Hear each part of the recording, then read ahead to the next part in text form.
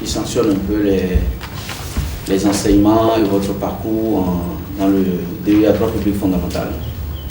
Vous soutenez aujourd'hui devant un jury que vous connaissez sans doute, qui est composé, je commencerai par le plus jeune, par Prudence Oberon, qui est docteur en droit public et qui est enseignant à la faculté, mais qui est également à l'École nationale d'administration, et qui va nous prêter son concours dans l'appréciation de votre mémoire, aussi bien sur le fond que sur la forme, et assisté de Joël Adéloui, avec qui je découvre que je suis systématiquement dans les jurys. Joël Adéloui est maître assistant des facultés de droit, maître assistant de droit public, et qui est une spécialité de droit international qui n'est plus à contester. Et donc son observation nous apportera aussi quelque chose. Je salue la présence de notre collègue de la Flash, qui est venu vous porter, je pense, assez assistance, mais fort, il ne pourra pas vous aider.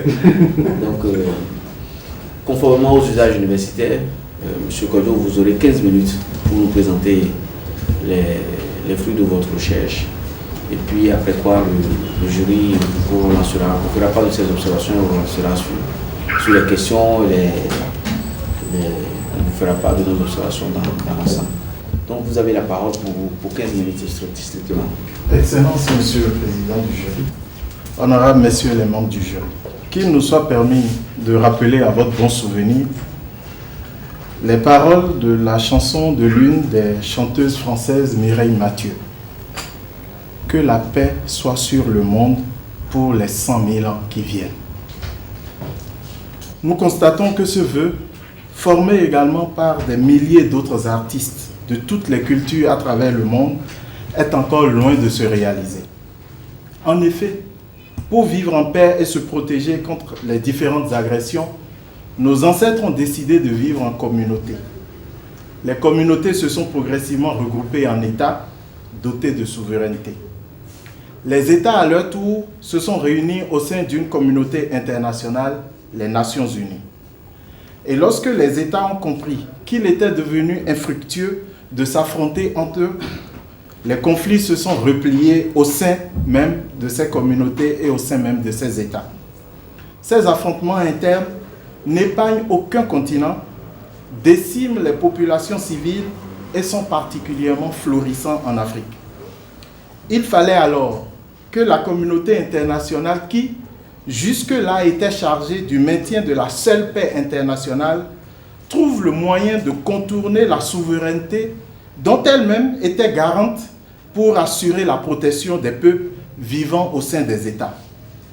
Michael Botté, professeur émérite de l'université Wolfgang Goethe, dira à ce propos, je cite, « Ne rien voir, ne rien entendre, ne rien dire face aux violations massives des droits de l'homme qui se déroulent sous nos yeux serait immoral. L'innation nous rendrait coupables, au moins moralement. » Fin de citation. C'est pour cela que le droit d'intervention est né et son exercice a particulièrement fleuri avec l'activisme du professeur Mario Bettati et du docteur Bernard Kouchner qui lui donnèrent une nouvelle dénomination, le droit d'ingérence. Malheureusement, la mise en application du droit d'intervention ou du droit d'ingérence a suscité beaucoup de polémiques, comme le reconnaîtra Mario Bettati lui-même au début du colloque de Nanterre sur la responsabilité de protéger, organisé par la Société française de droit international. Je cite, « L'ingérence humanitaire a connu aussi de graves déconvenues sur le terrain. Son inapplication en Tchétchénie, au Tibet, en Birmanie ou au Kenya, peut-être au Darfour, a laissé libre cours à des massacres qui pèseront longtemps sur la conscience des démocrates. La pratique de deux poids, deux mesures est un autre argument que les procureurs du droit d'ingérence lui opposent. » Fin de citation. C'est suite à ces polémiques et à la non-réceptivité du droit d'ingérence par les États qui le considèrent comme attentatoire à leur souveraineté que la communauté internationale, à travers le système des Nations Unies, a décidé d'adopter un autre concept, la responsabilité de protéger. En effet, la responsabilité de protéger est conçue pour jouer un double rôle. D'abord, elle vient corriger les imperfections du droit d'ingérence, comme Jean-Marc Tournevin, professeur à l'université Paris 10 Nanterre, l'exprime si bien. Je cite, « La responsabilité de protéger apparaît ainsi comme le fruit de la méfiance, pour ne pas dire de la répulsion, généralement nourrie sur la scène internationale à l'égard de l'intervention humanitaire. » Fin de citation. Ensuite, la responsabilité de protéger est un corollaire de la souveraineté des États, comme Patrick Dallier le démontre dans son article intitulé « La responsabilité de protéger, corollaire ou remise en cause de la souveraineté ». La responsabilité de protéger regroupe ainsi trois volets. La responsabilité de prévenir les conflits, la responsabilité d'intervenir en dernier recours et la responsabilité de reconstruire. Son principe directeur est une nouvelle vision selon laquelle la souveraineté implique non seulement des droits, mais aussi des responsabilités pour les États. En effet, si la souveraineté donne le droit à un État de contrôler ses affaires intérieures, elle lui confère également la responsabilité de protéger sa population à l'intérieur de ses frontières. La responsabilité de protéger marque une évolution par rapport aux notions précédentes parce qu'elle met l'accent sur la nécessité de prévenir la tragédie humaine et sur la responsabilisation des États. Excellence, Monsieur le Président du jury, honorables Messieurs les membres du jury, l'intérêt du sujet qui requiert votre attention en ce jour, la régionalisation de la mise en œuvre de la responsabilité de protéger en Afrique, étude critique du mécanisme de la CEDEAO. L'intérêt de ce sujet donc réside en ce qu'il s'agit de voir si l'Afrique, et particulièrement l'Afrique de l'Ouest, qui regorge actuellement de nombreux conflits, dispose d'un instrument efficace de mise en œuvre de la responsabilité de protéger. Le mécanisme de prévention, de gestion, de règlement des conflits, de maintien de la paix et de la sécurité de la communauté économique des États de l'Afrique de l'Ouest, CEDEAO, semble pertinent à cet effet. C'est pourquoi l'hypothèse que nous avons entrepris de vérifier est de savoir si le mécanisme de la CEDEAO, en tant que cadre approprié à la régionalisation de la mise en œuvre de la responsabilité de protéger en Afrique, remplit convenablement sa mission. Pour répondre à cette interrogation, nous avons commencé par montrer l'adéquation qui existe entre le cadre normatif communautaire et les exigences de la responsabilité de protéger, avant de voir si sa mise en œuvre est exempte de tout reproche. Le mécanisme de la CEDEAO dispose en effet d'outils appropriés à la mise en œuvre de la responsabilité de protéger. Ces outils reposent sur des fondements précurseurs et un dispositif d'intervention adéquat. Le caractère précurseur des fondements juridiques, politiques et institutionnels du mécanisme vient du fait que, même avant l'adoption de la responsabilité de protéger par les Nations Unies, la CEDEAO avait déjà intégré ces trois volets dans les tests du mécanisme. Cette option est la preuve d'une volonté politique affichée dans la révision du traité de la CEDEAO, dans l'institution du mécanisme qui sera renforcé plus tard par un protocole additionnel relatif à la démocratie et à la bonne gouvernance, et un règlement définissant le cadre de prévention des conflits. Tous ces tests ont mis en place une série d'institutions appuyées par des organes pertinents au rôle plus ou moins clairement défini et un dispositif d'intervention approprié. C'est ainsi qu'un système de prévention hiérarchisé de l'alerte précoce à la diplomatie préventive permet de circonscrire les velléités de crise à leur origine et d'éviter l'ouverture des conflits.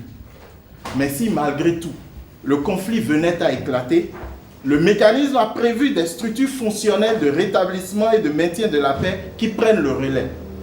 L'ECOMOG, la plus connue de ces structures, a nourri de vives polémiques et suscité beaucoup d'interrogations. Les troupes qui garnissent les effectifs de l'ECOMOG s'appellent les forces en attente de la CEDEAO. Et il convient de s'interroger sur les résultats de ce beau dispositif. Les résultats sont loin d'être complètement reluisants.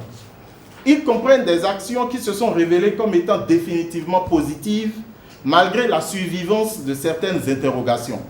En effet, La CEDEAO a engrangé des résultats positifs aussi bien en matière de rétablissement et de consolidation de la paix qu'en matière de prévention et de maintien de la paix. Dans le cas du rétablissement et de la consolidation de la paix, les exemples de l'intervention laborieuse au Libéria et de l'expérience positive en Sierra Leone sont assez illustratifs. L'intervention de la CEDEAO dans les crises libériennes et sierra-léonaises a un double objectif. Mettre un terme par une action militaire non coercitive au conflit armé et parvenir à un règlement de la dimension politique et constitutionnelle des crises.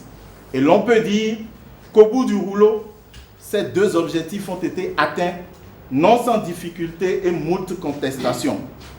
Le Libéria et la Sierra Leone vivent aujourd'hui dans une relative paix. En ce qui concerne la prévention et le maintien de la paix, l'organisation sous-régionale a une longue série d'actions, mais les plus représentatives par leur densité se situent en Guinée-Conakry et en Guinée-Bissau. Cette dernière, la Guinée-Bissau, après une longue période de lutte pour l'indépendance, sombre dans la guerre civile à partir de juin 1998. Ce fut le début d'une longue série d'interventions jusqu'aux actions actuellement en cours depuis le coup de force intervenu en avril 2012 pour bloquer le processus électoral au milieu des deux tours. De l'autre côté, en Guinée-Conakry, le début de la crise est marqué par les manifestations du 17 janvier 2007 et de leur répression violente par le régime de Lansana Conté.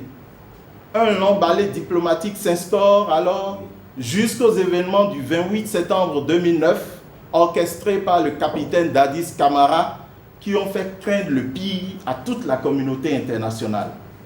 Non sans quelques échauffourées, la paix a été préservée jusqu'aux élections présidentielles et jusqu'à ce jour où les tensions sont toujours perceptibles dans le cadre de l'organisation d'élections législatives transparentes prévues pour le premier semestre de l'année 2013. Même si ces deux pays ne constituent pas encore un havre de paix en Afrique de l'Ouest, la CEDEAO, par sa diplomatie préventive très active, a du moins réussi à y maintenir une paix fragile.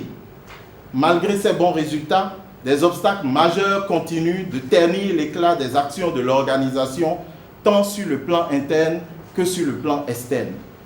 Sur le plan interne, nous avons identifié des handicaps liés au fonctionnement même de la CEDEAO, des difficultés liées à l'environnement international et au contrôle du Conseil de sécurité de l'ONU.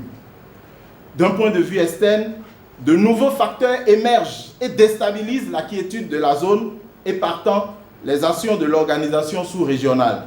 Ces facteurs ont pour nom un terrorisme en pleine expansion et une piraterie maritime de plus en plus performante. Face à ces menaces, nous avons proposé quelques approches de solutions. Pour que le mécanisme de la CEDEAO assume efficacement son rôle, il faut d'abord procéder à la levée des obstacles internes. Renforcer les capacités du mécanisme en le dotant de moyens appropriés. Veiller à une coordination plus accrue des efforts politiques et procéder à une redéfinition claire de la lutte contre le terrorisme dans l'espace communautaire. Il faudra ensuite aplanir les difficultés liées aux facteurs externes, ce qui passera par le renforcement d'une coopération intra-africaine concertée, la synergie des forces pour une lutte commune contre la piraterie et l'adoption d'un cadre précis d'intervention des acteurs extra-africains.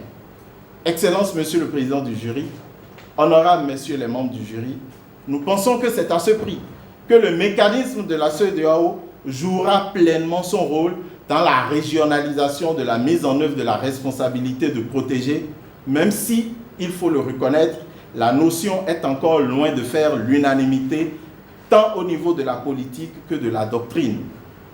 Et cela a constitué la difficulté majeure que nous avons rencontrée dans l'élaboration de ce travail. La responsabilité de protéger étant une notion assez récente, la doctrine y relative est encore embryonnaire.